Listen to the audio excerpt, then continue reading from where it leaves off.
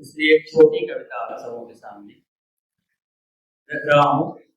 हिंदी का दुख। हिंदी का दुख उस पौधे का दुख है जिसकी फसल काट कर धूप में छोड़ दिया गया नंगा भूखा प्यासा।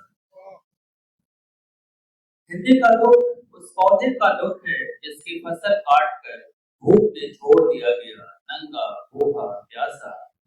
इसका दुख कमोबेश उस नदी का है जिसने कई सभ्यताएं तो पैदा की और उसके बदले में उसे बांझ घोषित कर दिया। उसने कई सभ्यताएं तो पैदा की पर उसके बदले में उसे बांझ घोषित कर दिया गया। इसका दुख एक पिता का है जो अपनी तरकुल जैसी ऊंची ओहदों वाली अपनी संतानों को टुकुर टुकुर ताकता तो रहा पर कभी उन्हें प्रेम से छू और सहला न सका।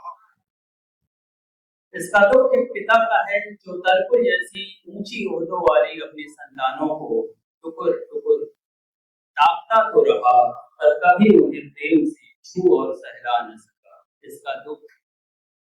इसका दुख एक स्त्री का है जो कभी मायके और कभी ससुराल के पाले में बारी बारी से देखी जाती रही।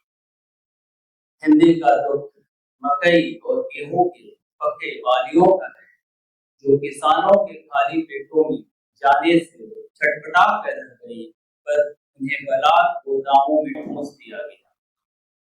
हिंदी का दुख मकई और गेहूं के पके बालियों का है जो किसानों के खाली पेटों में जाने को छटपटा कर रह गई पर उन्हें बलात् गोदामों में ठूंस दिया गया।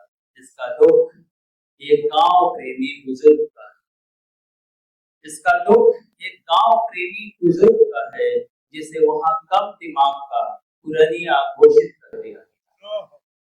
जिसे कम दिमाग का पुरनिया घोषित कर दिया गया।